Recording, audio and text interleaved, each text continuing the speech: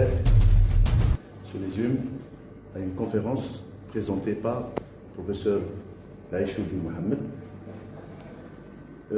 Sincèrement, si je m'amuse à vous lire le CV de M. Laïchoubi, il me faut 20 minutes, si ça marche, je le lis sérieusement. Donc avec sa permission, M.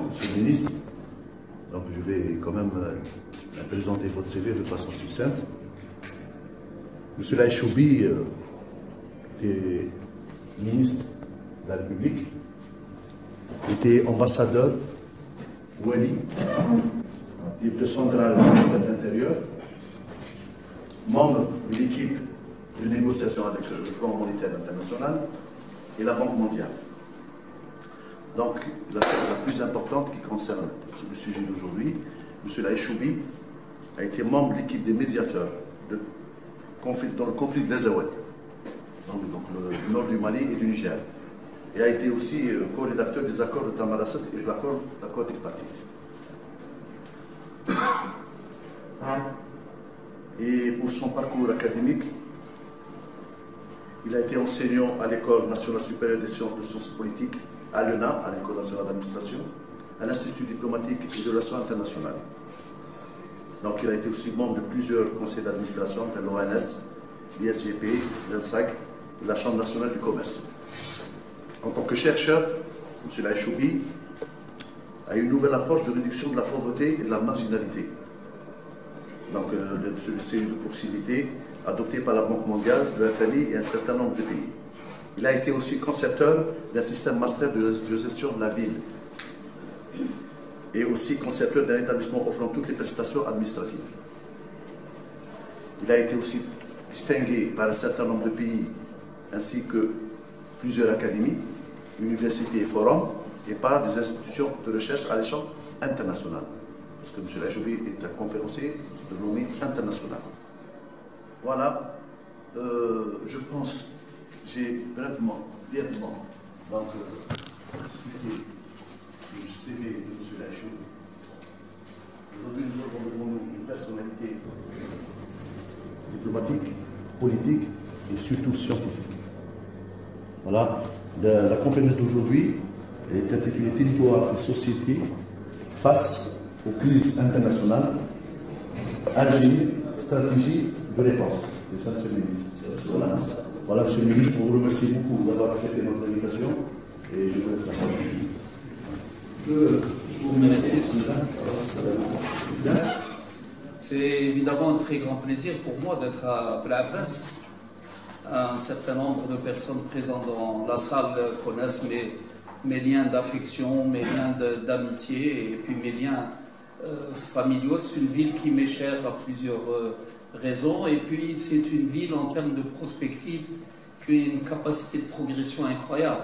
Je parle de sa dimension humaine, de sa classe moyenne, de ses capacités. Donc c'est une ville qui, dès que les choses se stabiliseront, va d'une façon importante exploser et être un élément référentiel. Elles sont un certain nombre dans la région qui sont comme ça. Mais je voudrais tout d'abord remercier le docteur Elfes pour cette invitation et pour l'initiative de cette rencontre, ainsi que mon ami Sid Ahmed Sahla. Ils puisent tous les deux dans leur conviction que je partage totalement, qu'une élite n'est crédible que si elle est utile à sa société et si elle y est enracinée. Sinon, elle n'a aucune crédibilité et aucune légitimité. Pour ce faire, elle doit concourir à la compréhension et à la clarification des grands enjeux d'une nation. Je voudrais également remercier les membres de ce groupe, ce cercle de réflexion, et tous ceux qui viennent renforcer cette approche et partager cette conviction, parce que ne croyez pas que votre geste anodin, vous n'avez pas fait une virée d'un samedi après-midi, vous êtes venu, même si inconsciemment vous ne le savez pas, parce que vous êtes préoccupé du devenir de votre société et vous voulez d'une manière directe ou indirecte y participer. Et c'est pour cela que j'ai beaucoup de respect pour les personnes comme vous.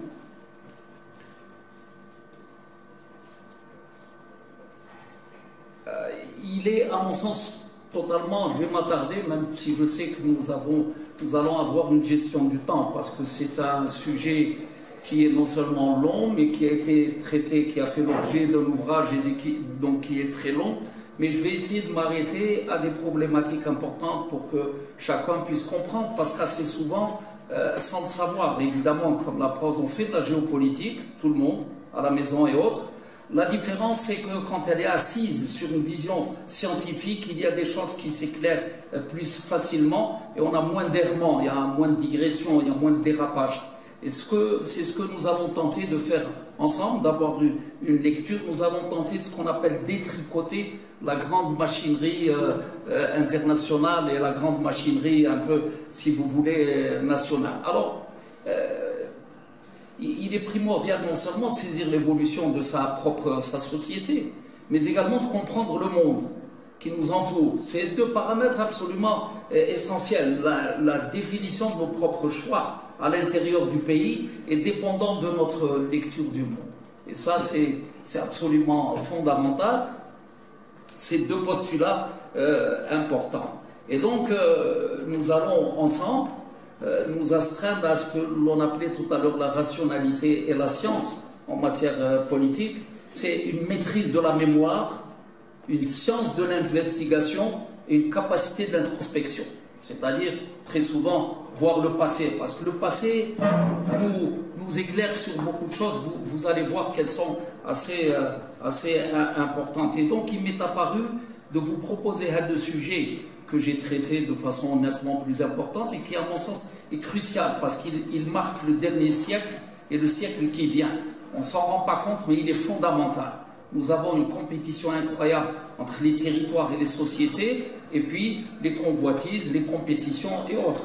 Même aux États-Unis, les tenants de la nouvelle numérique, les tenants de la mondialisation à travers cela se heurtent au Middle West, se heurtent aux Trumpistes. En Europe, ils se heurtent à... C'est-à-dire que les gens qui sont dans le territoire ressentent le manque d'emploi, ressentent le manque de santé, pendant que l'autre plafonne, ils sont dans la city, ils sont dans la bourse, ils sont dans la spéculation financière, et sans s'en rendre compte, on a deux mondes qui s'affrontent, mais on ne le lit pas suffisamment. Ceci étant, territoire et société sont des dimensions dramatiques à travers l'histoire. Souvenez-vous, même les moins jeunes, les plus jeunes, les moins jeunes, la Corée a été fracturée en deux, le Vietnam aussi, le Congo, l'Allemagne, la Transnistrie, et cela continue. C'est donc une pratique qui est totalement établie.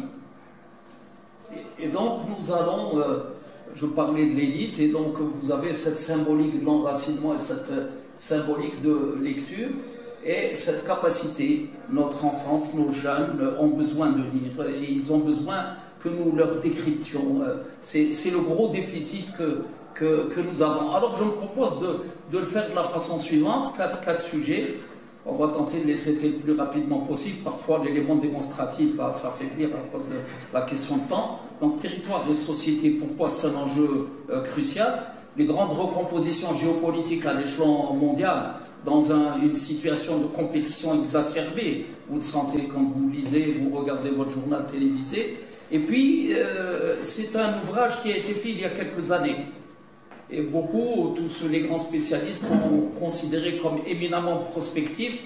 La preuve, c'est que je l'ai fait il y a plus de 7-8 ans. Et vous allez voir qu'il est d'actualité, qu'il a même anticipé sur beaucoup d'événements, y compris chez nous.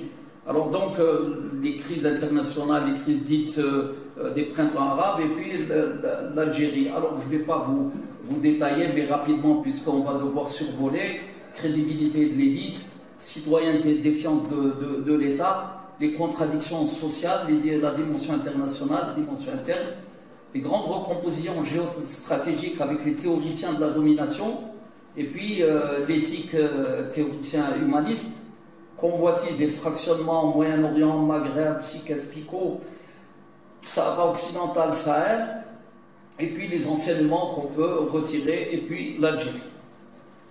Donc, le premier élément qu'il y a lieu peut-être de relever assez rapidement, à l'échelon mondial maintenant, s'est installé, les gens, la citoyenneté se réalise avec de la défiance. Il y il n'adhère plus.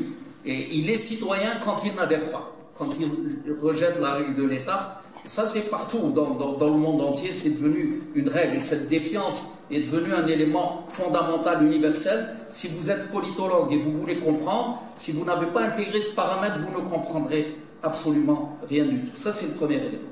Mais simplement, comme très souvent, vous écoutez des géopoliticiens, soit ceux qui sont francophones dans les chaînes télévision françaises, ceux qui sont anglophones ou autres dans les chaînes américaines, vous écoutez la sensibilité, l'analyse de quelqu'un d'autre, qui inconsciemment gère en fonction de son intérêt, de sa sensibilité. Et du coup, vous pensez que c'est universel alors que ça ne l'est pas du tout. Vous adhérez à un autre centre d'intérêt, à une autre sensibilité. C'est pour ça qu'il est intéressant et fondamental qu'en géopolitique, vous ayez quelqu'un qui vous donne une paramètre, une approche, une lecture. قراءة تكون من عندكم على حسب المشاكل ولا الإشكاليات اللي هي موجودة على المستوى نتاع المجتمع الجزائري والنظرة أكيد التاريخ نتاعنا ماهوش مثل الآخرين مليح الإنسان يكون عنده قراءة اللي تخص به. Et donc la différence dans cette histoire de défiance, c'est que le citoyen des banlieues et autres, même si c'est un lieu de déséquilibre, un lieu terrible, ça reste un espace d'opulence. Tandis que dans nos pays, les crises et les déséquilibres, les contradictions sociales et les contestations se font dans un contexte extrêmement difficile, tendu sur le plan social, tendu sur le plan économique. Et puis en plus, il y a un élément que nous ne savons pas, qui est important, retenez-le. Nous ne le savons pas, aucun spécialiste ne vous le dit, nous sommes en train de reconquérir notre territoire, difficilement, avec difficulté, on ne s'en rend pas compte depuis des années, et je reviendrai quand on abordera le cas de l'Algérie. Souvenez-vous que vous êtes resté 150 ans. Si vous faites une sieste d'une demi-heure, ou دير دراعك تحت لا كي تنوض باش تعاود تحرك الدراع تاعك ديرها بصعوبة وديرها تنضر. Vous sentez qu'il y a une difficulté. Alors imaginez un corps social qui est obligé de dormir 150 ans pour après retrouver les repères, pour après regrandir, pour après... C'est extrêmement difficile. Souvenez-vous que le corps social était gelé. Si vous êtes de Saïda, vous n'allez pas être ça. Les gens ne se connaissaient pas. C'est pourquoi, au-delà de 62, souvenez-vous, quand on a commencé à se redécouvrir, c'était dans les stades. Et dans les stades, on s'est redécouvert avec violence. Souvenez-vous, les bagarres entre Tlemcen Belabbas, entre Belabbas Maaskar, etc. C'est un élément, un paramètre où les gens le reconquièrent, se redécouvrent. Et c'est aussi important que vous l'imaginez. Il est utile que vous fassiez le lien entre la haute politique et ce qui vous apparaît comme quelque chose d'inhabituel, et puis surtout de décoller. Et on ne fait pas le lien entre la violence qui est là parfois en nous et des phénomènes de type politique ou là des évolutions sociales. Nous allons tenter de les faire ensemble si vous le permettez. Alors, ce monde-là si vous voulez, se heurte. C'est dans un contexte précis que nous avons nos difficultés sociales. Et on ne peut pas y échapper. Alors, c'est quoi? C'est des grandes puissances obnubilées par leur primauté, par leurs intérêts, par leur convoitise en Syrie, en Algérie, au Sahel, l'uranium et tout. On va voir. Et donc, qui va se poser comme règle l'interférence dans les territoires, l'interférence dans le devenir des sociétés. Ils veulent imposer leur vision, et on va voir avec quelle science ils le font. Et puis le terrorisme aussi, et vous allez voir avec preuve à l'appui, photo, comment il est manipulé, comment il est utilisé. Je ne dis pas qu'il est absent de radicalisme profond et qu'il n'est pas parfois le produit d'une société, mais il est très largement manipulé, et on va en reparler.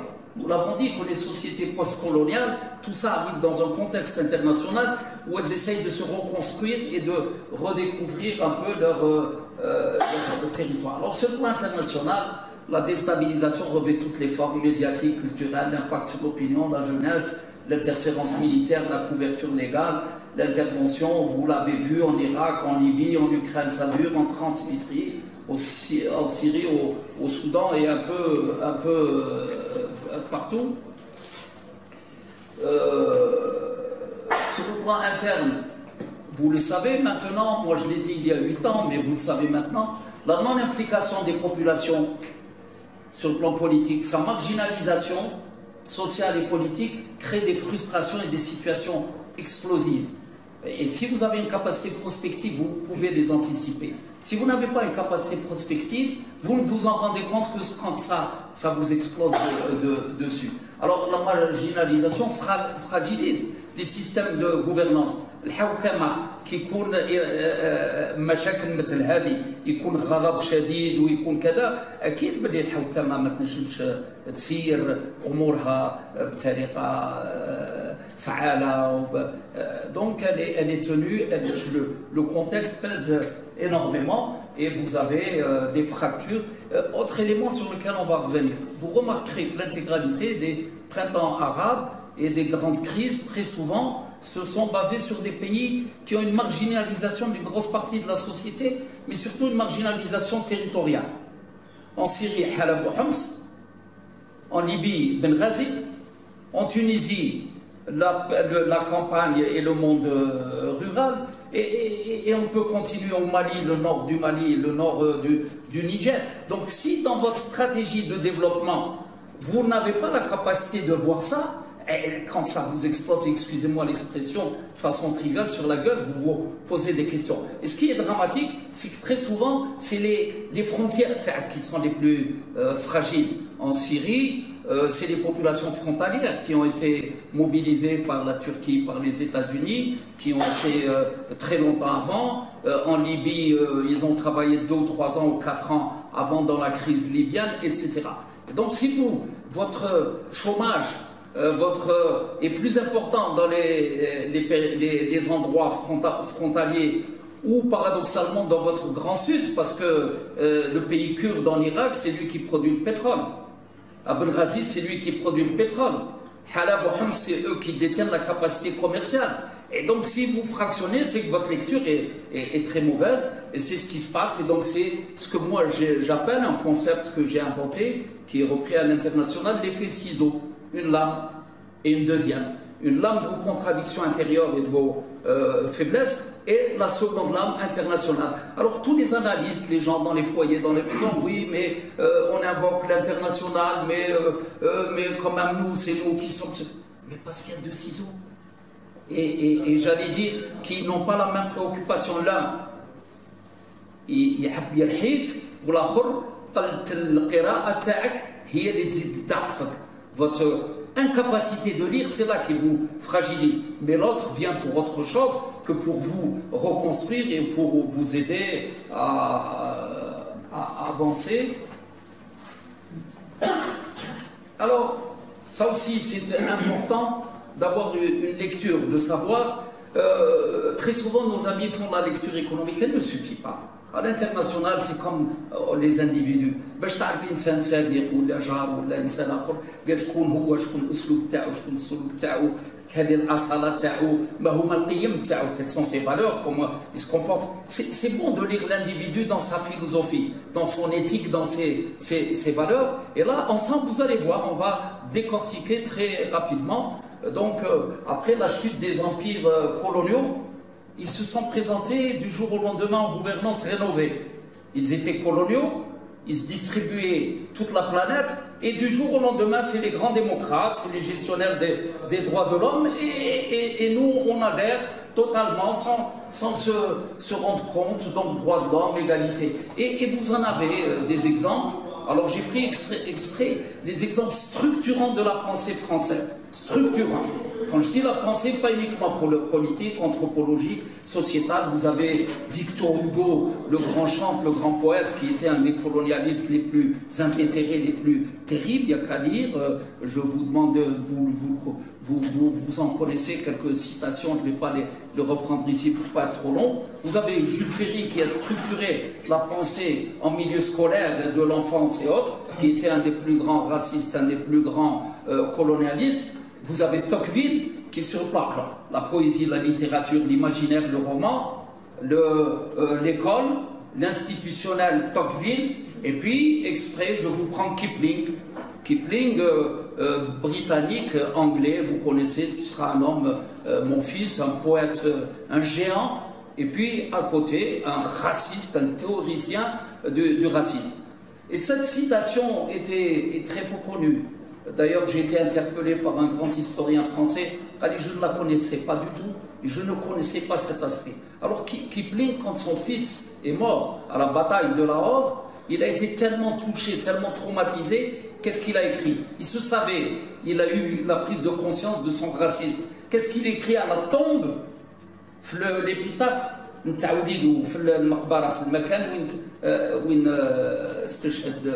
Il dit, si quelqu'un veut savoir pourquoi nous sommes morts, il faisait parler son fils. Dites-leur parce que nos pères ont menti.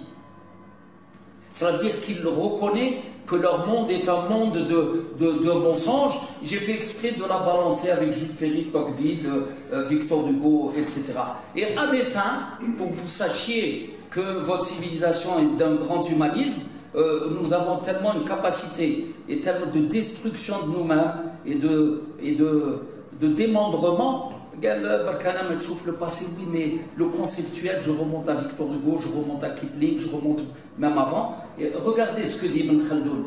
Il faut combattre les démons du mensonge à la lumière, avec la lumière de la raison. Et c'est cette maxime qui va nous servir ensemble pour faire nos investigations, parce que nous allons les faire en commun. Alors, les nations vaincues des guerres coloniales, puisque la France est vaincue, vous croyez qu'elle est victorieuse, c'est ce qu'elle vous dit. Je m'excuse, je suis désolé. Ça n'est pas du militantisme de ma part, mais c'est une réalité historique. Elle a été occupée, elle a eu comme capitale Vichy, et elle a eu tout un mode législatif et autres, puisque même en Algérie, elle a demandé non seulement aux Israélites de quitter l'école, elle a appliqué toute l'intégralité du système raciste. Souvenez-vous, Derrida, le plus grand philosophe du siècle, qui était lycéen à Alger, a dû quitter sa classe de terminale parce qu'il n'avait plus le droit d'y être. Alors tout ça est effacé, on ne vous en parle pas. Mais pourtant, et puis après ils sont redéployés, c'est devenu des victorieux. Alors mission civilisatrice, monde libre, et puis maintenant c'est la démocratie. Pour ce faire, ils sont réalistes, leur intérêt. Alors zone d'influence, interland, zone de domination économique, politique et souvent militaire. Alors très rapidement, parce que c'est quand même important, le 8 mai 1882, regardez ce que disait le roi Beaulieu. La colonisation est pour la France une question de vie ou de mort, où la France deviendra une grande puissance africaine, où elle ne sera dans un siècle ou deux qu'une puissance européenne secondaire. Gustave Le Bon, l'humanité est entrée dans un âge de fer où tout ce qui est faible doit fatalement périr.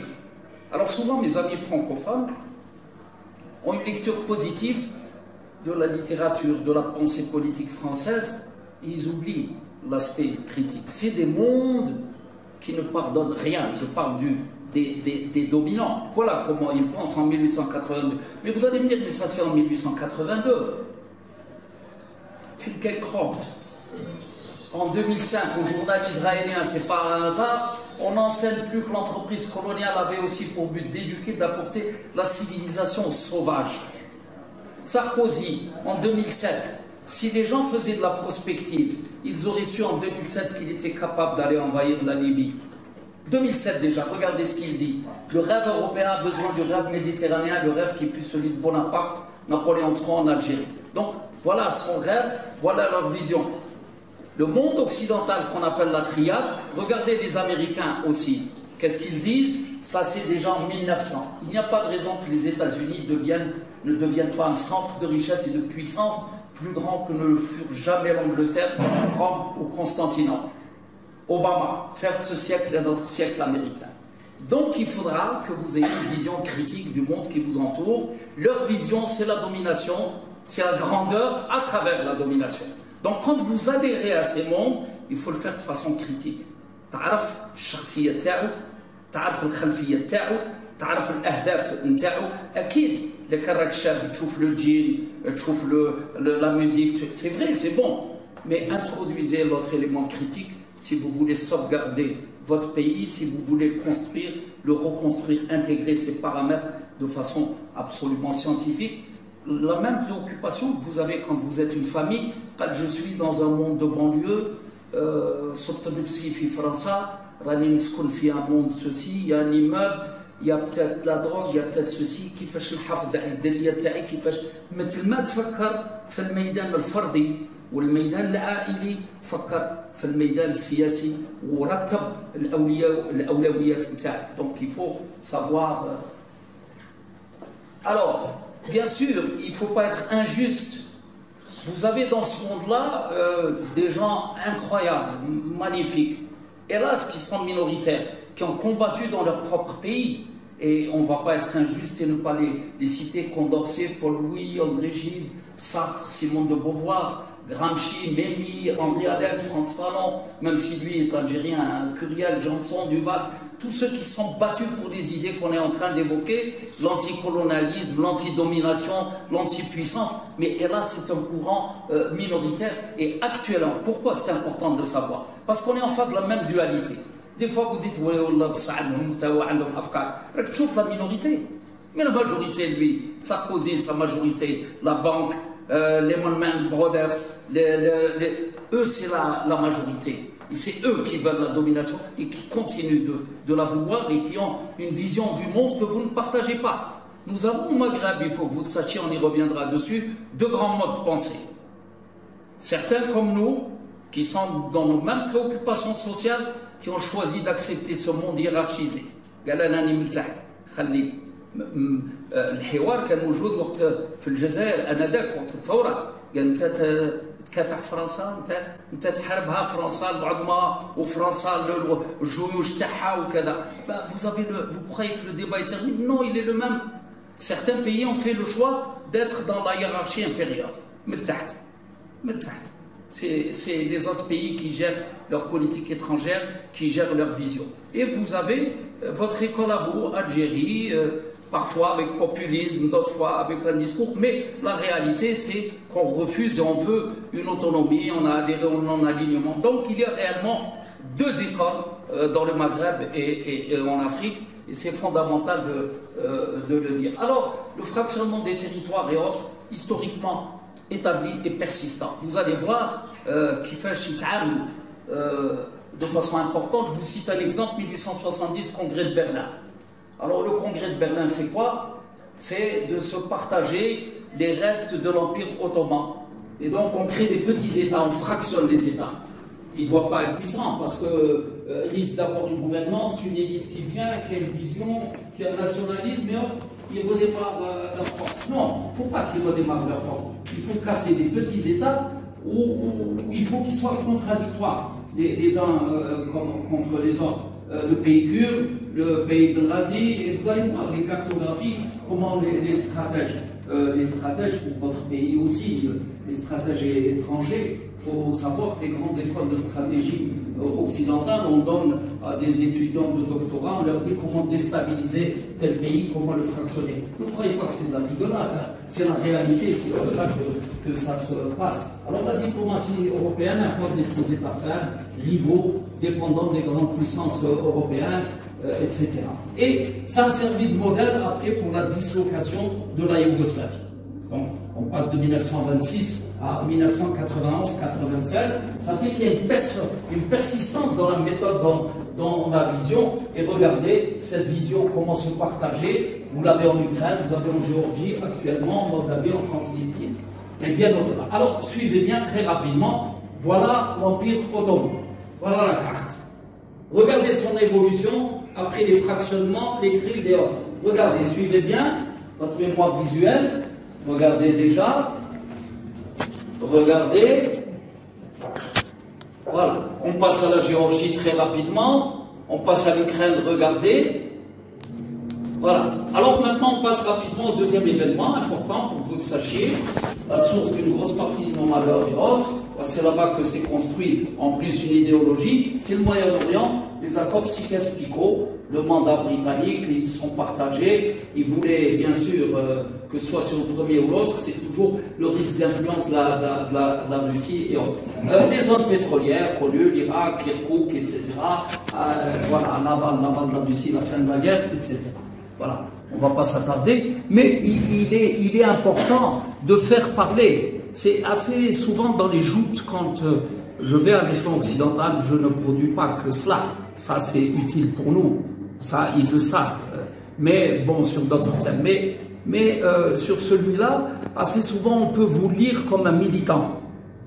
Comme quelqu'un qui parle en fonction uniquement de ses intérêts.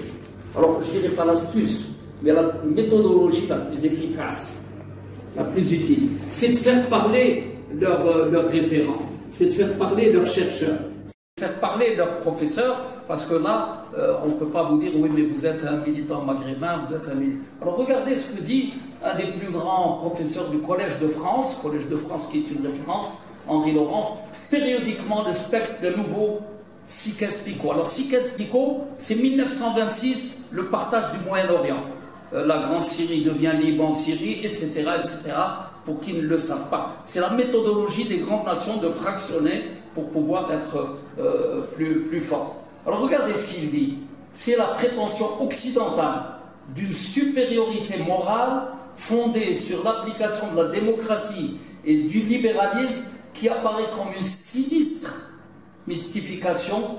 C'est peut-être la conséquence la plus néfaste des choix de la période 1916-1920, régulièrement renouvelée depuis. Ça veut dire qu'on y est toujours. Regardez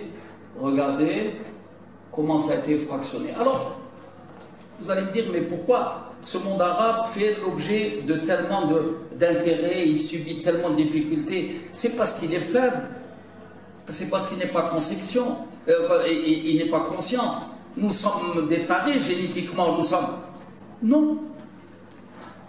Je vais vous étonner. Vous êtes ce qu'on appelle le ventre mou. C'est-à-dire, vous êtes dans l'Asie, c'est solidifié. Elle a une capacité nucléaire, la Corée a une bombe nucléaire, le Pakistan a la bombe, l'Inde a la bombe, la Chine a la bombe. Donc quand on les aborde, et puis c'est 120 millions, 200 millions, 500, 600 millions de personnes.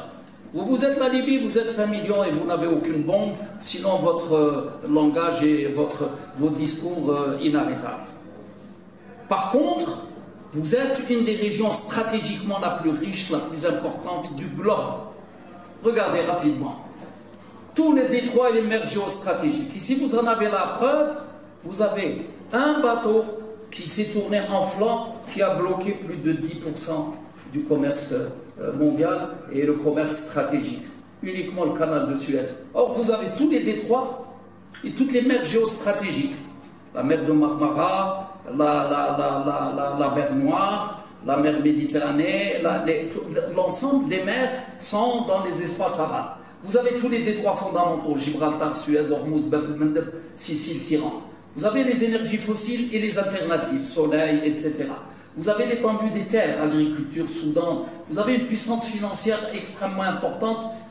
Et Stiglitz, qui est un ami et qui est dans la même académie que moi, on en parle très souvent, une capacité financière incroyable dans ce monde arabe. Une capacité et une marge de progression énorme, un poids démographique, un passé historique et civilisationnel. Les stratèges, quand ils construisent la nouvelle géopolitique, le passé compte énormément. Pourquoi? Votre enfant, quand vous lui dites, votre arrière-grand-père, Khalful Mustawa, il se dit, pourquoi je reviendrai? C'est lancinant. Le passé vous revient à vous.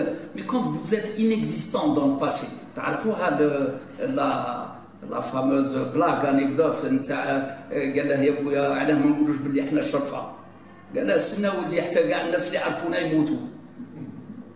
ça veut dire que le passé est important, c'est une référence, il vous aide à progresser. Alors regardez le dessin des stratèges occidentaux pour la Libye. Regardez. C'est ce fractionnement. Pour l'Arabie Saoudite, qui travaille avec eux, qui est la ralliée. Regardez. Et ça n'est pas mon imaginaire. Hein. C'est au départ des publications, c'était d'abord des cartes confidentielles, puis qui ont fini, celles-là, par être publiées par le New York Times. Regardez pour la Syrie comment on imagine, et comment on imagine toujours avec des négociations. Regardez. Regardez les partitions. Regardez pour l'Irak, les partitions. Et vous remarquerez toujours que regardez les pétroles et les oléoducs. Comme ça, vous saurez la partition et le fractionnement. Il a un cynisme, il a une vision. comment fractionner, comment accaparer les recherches. Syrie, Irak, regardez comment ils se proposent. Et vous comprendrez pour quelle raison Raqqa est une bataille terrible. Vous entendez souvent Deir Zor. Stratégiquement, ils ont une vision, ils ont un dessin, il y a une cartographie dans leur arrière-pensée. Alors, si vous êtes dans la naïveté, il faudrait que vous sortiez un peu de votre naïveté. Alors, si ça doit vous réveiller sur le plan historique, regardez la Palestine en 1946. Là, voilà la carte. Regardez-la en 1947, regardez-la en 1967, regardez-la en 2000. Et je ne l'ai pas actualisé en 2020 avec les colonies. Regardez, cette évolution vous permet de vous faire une idée du jeu, du cynisme des grandes puissances. Et dans les grandes puissances, la théorie de la domination, c'est fondamental, c'est extrêmement important. Alors, vous le savez, la guerre du Yémen n'est pas un hasard. C'est des détroits stratégiques, on l'a dit tout à l'heure. L'Érythrée, la Somalie n'est pas un hasard. La piraterie n'est pas un hasard. Regardez l'Éthiopie, la Somalie, l'Érythrée, regardez le Soudan, c'est stratégique, c'est fondamental. Bab el-Mandeb, Bab el-Mandeb. Et regardez là, quand on descend vers l'Afrique, le Soudan, qui a été fractionné. Et ça continue, la Cyrénaïque le faisant. Et puis vous avez la personne que vous adorez, vous la connaissez tous, l'idole de beaucoup, Bernard-Henri Lévy, qui est un agent gestionnaire de ces stratégies, et on va le voir tout à l'heure, qui était présent dans la conception des printemps arabes, dans une réunion secrète qui s'est déroulée au Caire. Regardez la Tunisie, et le résultat,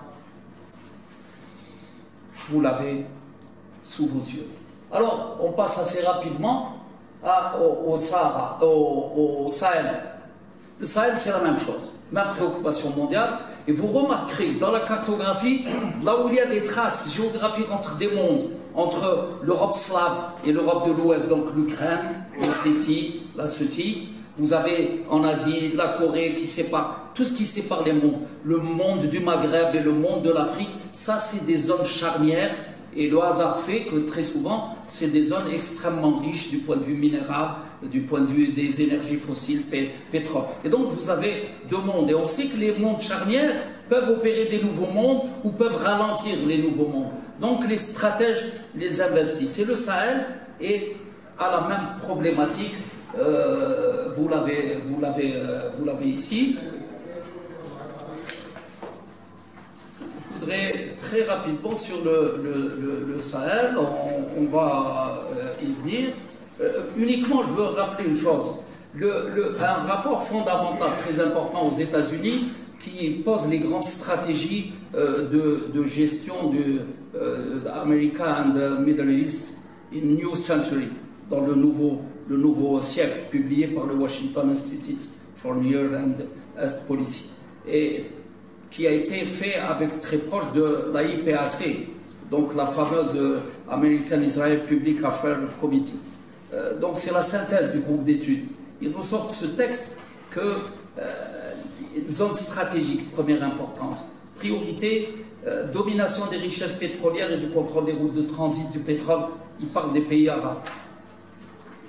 Établissement d'un partenariat stratégique avec l'État d'Israël. Aide à la constitution d'un axe militaire israélo-turc, pour ceux qui ne connaissent pas les Turcs. Opposition à l'émergence de tout État, au groupe d'États arabes forts et indépendants.